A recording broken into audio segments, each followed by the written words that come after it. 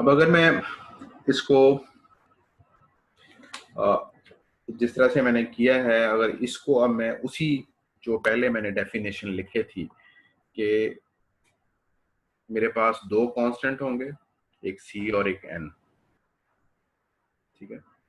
और तो देख लें सी जो है वो 31 है और एन नॉट जो है, या जो एन है, जो सॉरी एन नॉट है, वो हमेशा 8 से बड़ा या 8 के बराबर होगा। इस तरह आप किसी का भी बिगॉ निकाल सकते हैं। फॉर एग्जांपल मैं ये कह सकता हूँ कि अगर एफ ऑफ एन हमारे पास फंक्शन है, ये बराबर है 2n प्लस 3, तो मैं बड़े आराम से ये कह सकता हूँ कि 2n plus 3 always be less than or equal to minus 10, where n is greater than or equal to 1। ठीक है, जो मर्जी कीमत आप पोर्ट कर लें। हमेशा नॉर्मली हम हमेशा 1 के ऊपर ही डिसाइड कर देते हैं, नॉर्मली ये होता है। तो वहां पे हमने 8 के ऊपर डिसाइड किया था कि n जो है वो 8 से बड़ा होगा या 8 के बराबर होगा, लेकिन नॉर्मली हम इसी तरह से डिसाइड कर लेंगे। इस तरह से डिसाइड करते हैं तो थोड़ा सा हमारे पास इजी हो जाता है। हमारे पास ये क्या है, ये c है, और ये क्या है, ये g ऑफ n है, और ये हमारे पास टोटल f ऑफ n है। तो अगर मैं ये देखूं तो ये अब ये जो फंक्शन है, ये आप इसको कह सकते हैं कि f of n is always is equal to sorry f of n is equal to O G of n। ठीक है, इसका ग्राफ जो है, जो पहला है या दूसरा है, ये इसका ग्राफ कुछ इस तरह से बना हुआ होता है। अगर आप किसी बुक में देखें तो यहाँ पे आपका n है, तो आपके पास एक ग्राफ, एक लाइन होती है, इसको सपोज आप कहते हैं g ऑफ n। हमारे पास एक और ग्राफ है, ये f ऑफ n। ठीक है, अब आपने जो पहले एग्जांपल ली थी उसको देखते हुए आप कहेंगे, आपने कहा था कि n is greater than or equal to 8, कि जब n greater than or equal to 8 होगा तो तब मेरी ये पुराने वाली इक्वेशन जो हमने लिखी थी 30n प्लस 8 तब ट्रू होगी। एक्चुअली वो वैल्यू ये होती है, ये n नॉट है, कि इससे पहले पहले तो हो सकता है गलत हो जाए, f ऑफ n बड़ा हो g ऑफ n से, लेकिन g ऑफ n हमेशा बड़ा होगा after the n not condition. तो ये बिग ओ का ग्राफ इस तरह से आपको अंडरस्टैंड कराता है कि जी ऑफ फंक्शन हमेशा कॉस्ट ज्यादा रखता होगा एफ ऑफ एन से, हमेशा उसकी अपर बाउंड है, यानी कि F of N must be less than G of N, इसीलिए इसको लेस देन कह सकते हैं, या आप जी ऑफ एन को अपर बाउंड कहते हैं, या बिग ओ। तो ये इक्वेशन जो मैं सॉल्व करता था ये इस तरीके से भी लिखी जा सकती थी, और 3 इज लेस देन 7n, अभी भी ये ट्रू है। ठीक है, तो ये आप जितना बड़ा लिखते जाएंगे हमेशा वो बिग ओ ऑफ एन ही होगा, लेकिन हम हमेशा ये कोशिश करते हैं कि हम नजदीक तरीन लिखें, कि जो बिल्कुल ही उसकी अपर बाउंड में हो, ये नहीं हो कि बहुत ज्यादा अपर बाउंड हो। तो इसका तरीका ये होता है कि आप फिर इस तरह से कर लें कि 2n प्लस 3n, तो जो दूसरी साइड है ना उसके ऊपर भी आप जितने यहाँ पे टर्म्स हैं, सॉरी 2n प्लस 3, जितने भी यहाँ पे टर्म्स हैं उनके साथ हायर ऑर्डर पोलिनोमियल लगा दें। यहाँ पे 2n है तो यहाँ पे भी 2n लिख दें, यहाँ पे 3 है तो यहाँ पे 3n लिख दें। ठीक है, तो यहाँ पे आ जाएगा 2n plus sorry 2n plus 3 is less than 5n when n is greater than or equal to 1। तो ये 5n बिल्कुल अप्रोप्रिएट है एज कंपेयर टू कि हम 10n लिखें या 7n लिखें।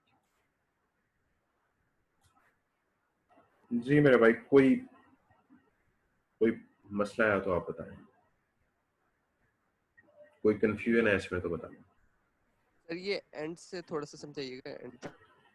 अब मैं चलें इसको मैं थोड़ा सा और डिस्क्राइब कर देता हूँ। हमेशा से अगर आप पोलिनोमियल ऑर्डर को लिख लेना तो वो ये बनता है, ये मैं लिखने लगा हूं, 1 always be less then log of n for a bigger term, not 1 2 के लिए, लेकिन अगर कोई बड़ी रीजनेबल टर्म ली जाए तो log of n हमेशा बड़ा होगा 1 से, 1 हमेशा छोटा होगा।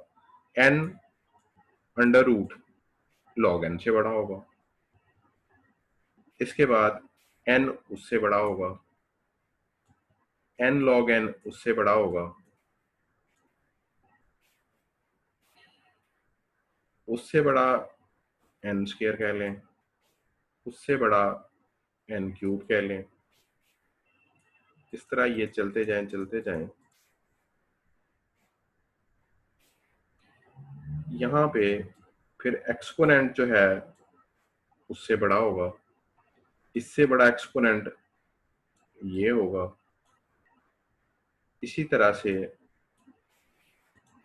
n की पावर n कह लें जी, ठीक है, ये टर्म्स है। अब मेरे पास जो इक्वेशन थी वो मैंने लिखी थी f of n 2n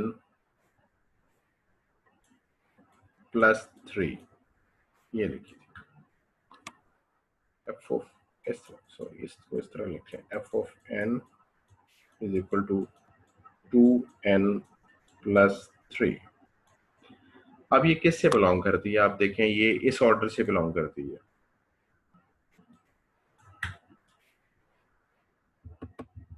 okay, इस ऑर्डर से बिलोंग करती है।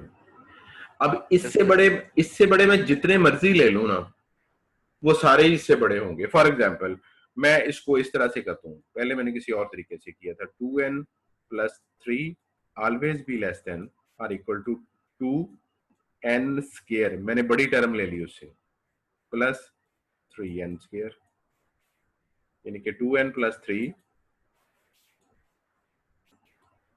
is always less than 5n square for n is greater than or equal to 1 always।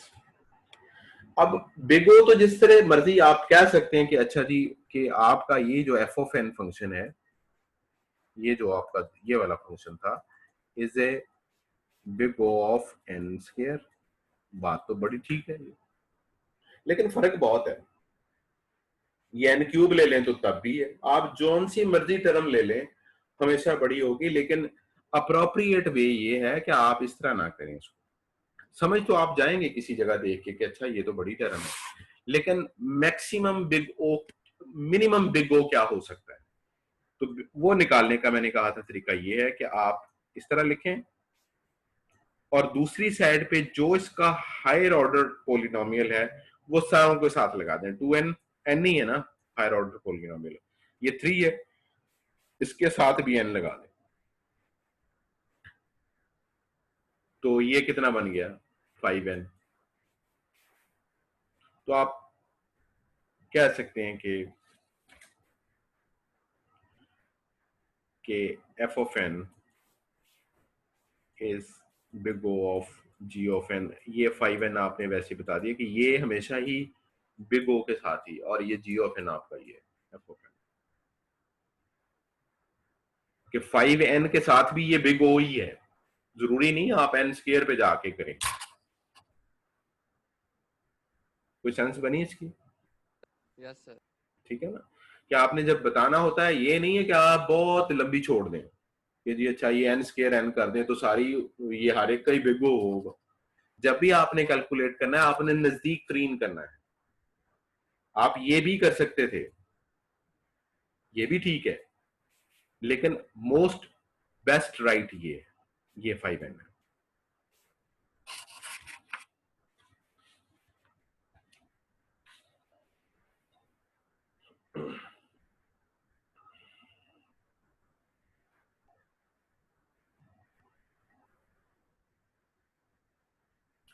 आगे क्या था, ओमेगा,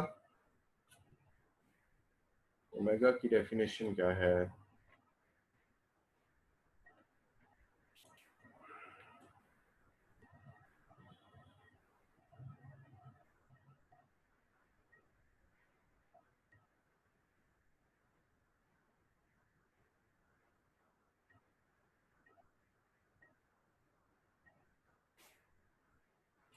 आपसे मैं एक क्वेश्चन पूछता हूँ और आप सारे लोग खामोश हो जाते हैं। मैं फिर पूछ रहा हूँ कि सही हिसाब से ये चीजें पढ़ी हुई है ना आपने पहले?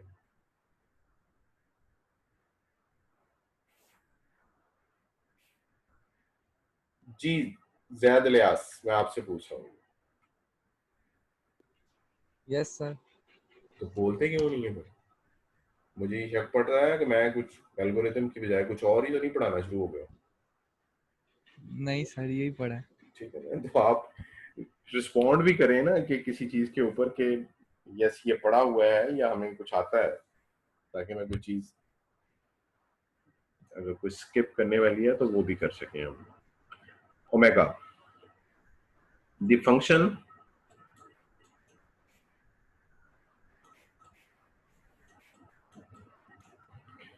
F of N is equal to omega. Omega को आप लोअर बाउंड भी कहते हैं, ओमेगा कहते हैं, ग्रेटर देन कहते हैं। g of n, if and or only if there exists a positive constant c and n naught such that f of n is always be greater than or equal to c g of n। उसका उल्ट हो गया, for all n greater than or equal to N nought. N nought कोई constant है, जिस तरह आप लिखते रहे n is greater than or equal to 8 या n is greater than or equal to 1, इस तरह से आप इसको लिखते रहे। ओके, आपके पास एक फंक्शन है एफ ऑफ एन, वही पुराने वाला कि 2n प्लस 3,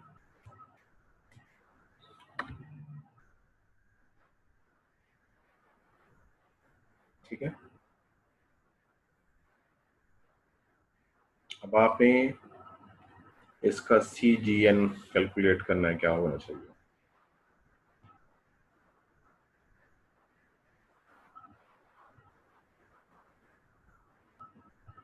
कैसे कैलकुलेट करेंगे मुझे बताएं, अब आपने पढ़ा हुआ है, मुझे पता चल गया।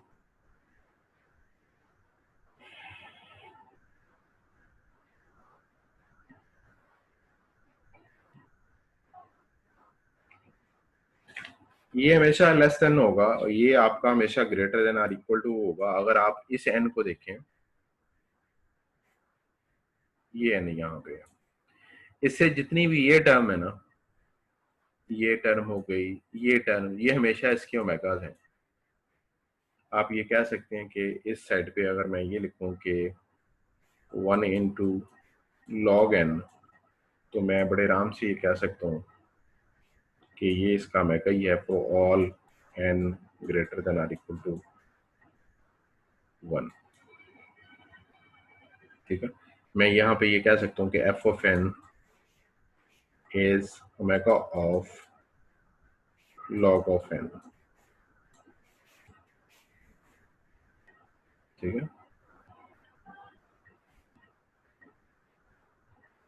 ओके। लेकिन ये भी बात कुछ सही नहीं है कि मैं बहुत पीछे चला गया। जिस तरह पहले मैं बहुत आगे चला गया था, मैं एन स्क्वायर या एन क्यूब के ऊपर चला गया था, अब भी मैं इससे बहुत पीछे चला गया हूँ। मुझे चाहिए ये कि मैं इसके साथ ही इसको कैलकुलेट करूं। तो इसके साथ कैलकुलेट करने का तरीका ये होता है, 2n प्लस 3 लिखें, इसकी लेफ्ट साइड पे जाएं, यहाँ पे ये निशान डालें, और जो हायर ऑर्डर टर्म है, जो भी हायर ऑर्डर टर्म है, उसको 1 से मल्टीप्लाई कर रहे हैं। ये हमेशा इससे कम होगी। तो आप ये लिखने की बजाय आप ये लिख सकते थे f of N is omega of n.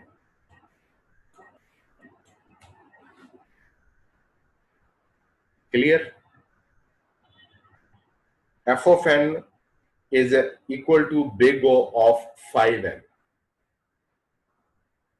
ठीक है, वहां पे आप लिखेंगे कि where c is greater than or equal to 5, और यहां पे आप लिखेंगे f of N is omega of n। 5n नहीं लिखेंगे तो ये उसी का ओमेगा बन जाएगा। क्या ये बात सही है?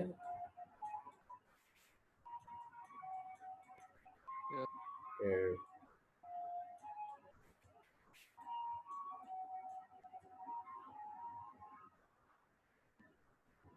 ये ठीक है?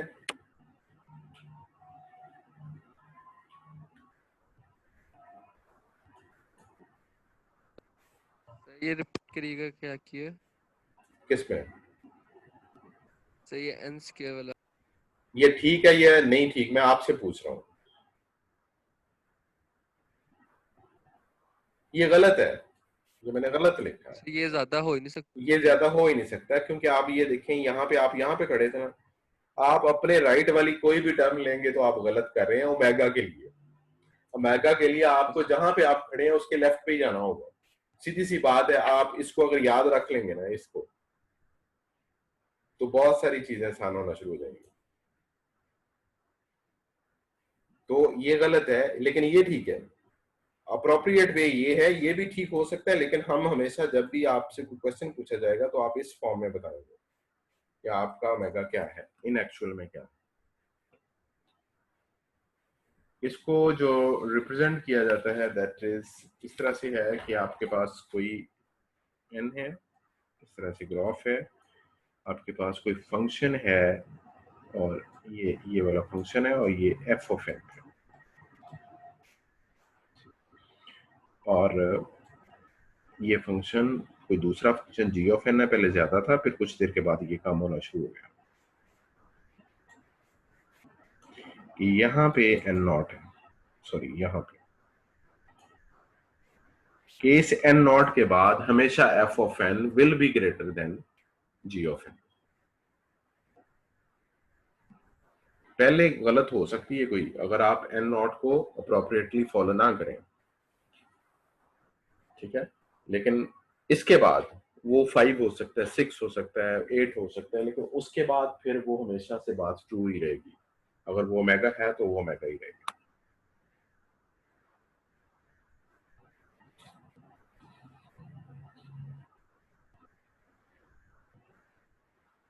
डन? Yes, sir. अब the third one is theta notation है। Theta notation is called tight bound,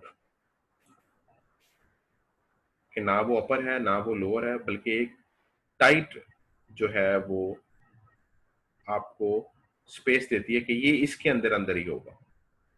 theta theta अगर जो है वो हमेशा एक राइट वे है किसी चीज को रिप्रेजेंट करने का। सबसे पहले हम हमेशा यही कोशिश करते हैं कि किसी चीज की कॉम्प्लेक्सिटी देनी हो तो थीटा के अंदर ही देते हैं, लेकिन समटाइम हम इस पोजीशन में नहीं होते कि हम थीटा के फॉर्म में उसको दे सकें। टाइट बाउंड हम दे ही नहीं सकते, तो फिर हम क्या करते हैं, फिर हम बिग ओ या ओमेगा की तरफ जाते हैं। लेकिन राइट वे जो सबसे अप्रोप्रिएट वे है वो थीटा नोटेशन ही है। उसका जो फंक्शन है, the function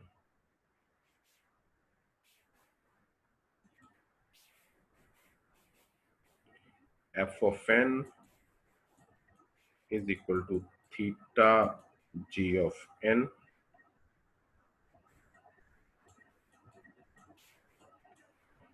if and only if there exists a positive constant। इसके अंदर कांस्टेंट जो है वो 2 नहीं है बल्कि 3 है। C1 है, C1,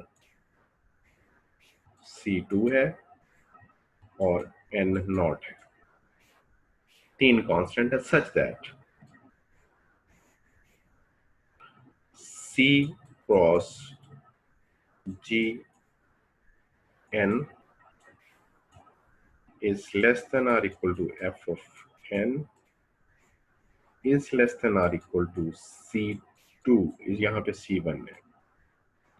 क्या आप कांस्टेंट ही सिर्फ चेंज करेंगे, फंक्शन वही रहने देंगे, तो f of n इन दोनों के दरमियान ही होगा। f of n हमारा था 2n+3, ठीक है। हमने यहाँ पे कैलकुलेट किया था कि हम इसको क्या कर लेते हैं, इसको कर लेते हैं इन दोनों को जमा 2n+3n,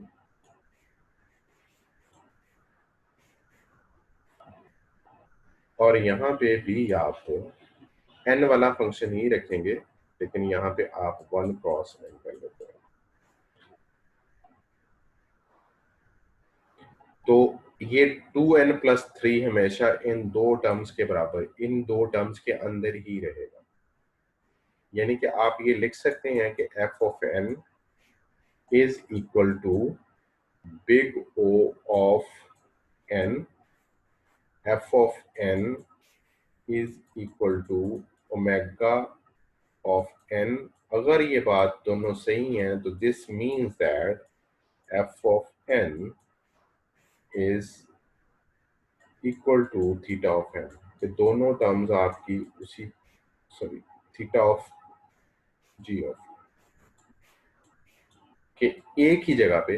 अब ये बात ये है कि ये आपका n है ना, ये वाला, ना तो आप इधर जाएंगे ना आप इधर जाएंगे, बल्कि इसके अंदर रहते रहते ही अगर आप किसी चीज को रिप्रेजेंट कर सकें, उसी ऑर्डर के अंदर रहते रहते ही चीज को रिप्रेजेंट कर सकें, तो इट मीन्स कि आप थीटा को रिप्रेजेंट करें। इसको रिप्रेजेंट इस तरह से करते हैं कि ये है आपके पास, ये कोई फंक्शन है आपके पास, ये आपके पास कोई फंक्शन है, सपोज आप कह लें C1GN है, फिर आपने कोई फंक्शन लिखा, फॉर एग्जांपल यहाँ से शुरू हुआ, यहाँ गया, फिर यहाँ आ गया, तो ये आपका C2G ऑफ n और ये आपका f ऑफ n। तो आप हमेशा से इन दोनों के दरमियान ही रहेंगे after this n not,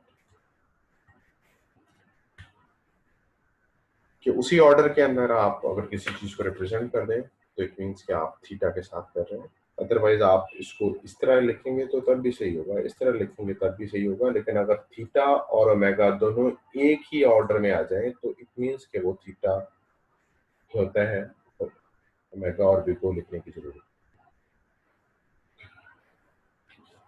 okay जी, यहाँ तक कोई क्वेश्चन है तो मुझे बताएं आप। No sir.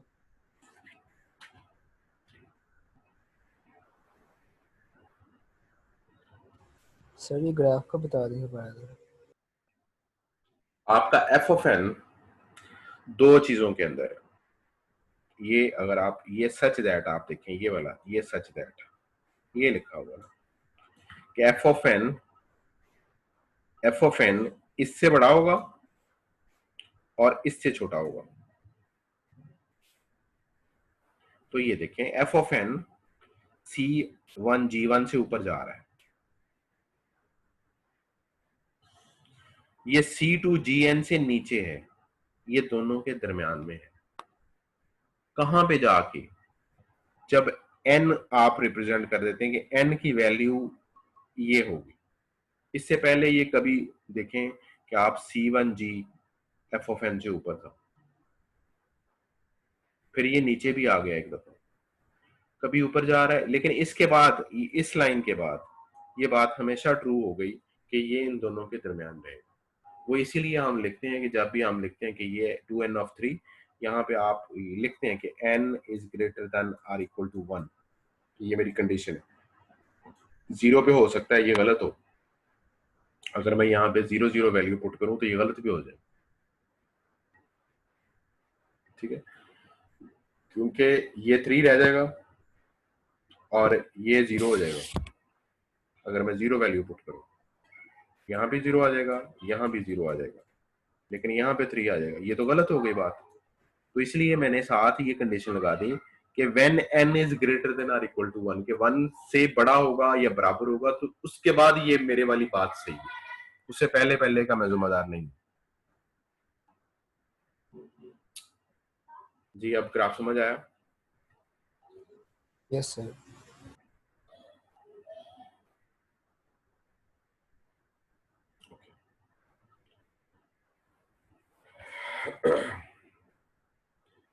इस एग्जाम्पल जो नोटेशंस हैं इनकी कुछ प्रॉपर्टीज हैं, वो शुरू कर लें या अगले लेक्चर में करें? सर नेक्स्ट ठीक। चलें आज यहीं तक रखते हैं। उसकी कुछ प्रॉपर्टीज हैं, उस प्रॉपर्टीज को आप थोड़ा सा जेन में रखते हैं। उसको जेन में रखने के बाद अगर आपके पास दो टर्म्स आ जाएं जो कि बहुत मुश्किल हो आपस में, तो आप उनको निकाल सकते हैं कि किस तरह से निकालना है। फॉर एग्जांपल अगर मैं ये कहता हूँ कि जी एफ ऑफ एन जो है, सपोज मैं ये कहता हूँ कि इसके बराबर है 3n की power n under root of g of n बराबर है 2 रेज की power n under root log n। तो अब मुझे बताएं इन दोनों का रिलेशन क्या है। ये बिग ओ है एक दूसरे का, ये थीटा है एक दूसरे का, या ओमेगा है एक दूसरे का, तो ये बताएं क्या है। तो ये बड़ा मुश्किल है इन दोनों को देखने से कि ये क्या है एक दूसरे से। तो हम कुछ वेज अडॉप्ट करेंगे जिसके थ्रू हम इसकी कैलकुलेशन कर सकते हैं कि अच्छा इनमें से कौन सी वैल्यू दूसरी से बड़ी है, या कौन सी वैल्यूज एक ही ऑर्डर में है दोनों, या किसका ऑर्डर बड़ा है। अगर हम ये निकाल लें कि किसका ऑर्डर बड़ा है, तो फिर फौरन दोनों का रिलेशन पता चल जाएगा कि कौन सा किसका बिग ओ है, कौन किसका ओमेगा है, या कौन किसका थीटा। ठीक है, ये हम कल लेक्चर में करेंगे,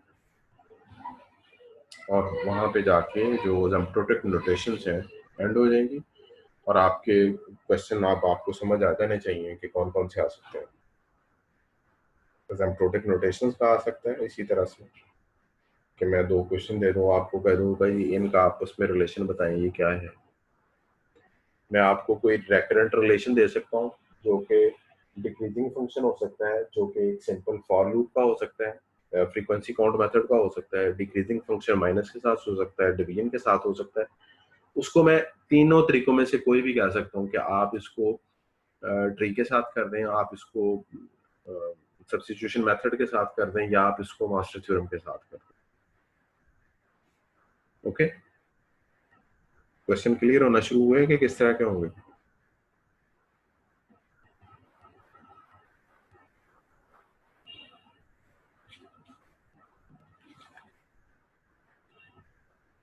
तो आज का लेक्चर यहाँ पे एंड होता है। ओके जी, थैंक यू, अल्लाह हाफिज।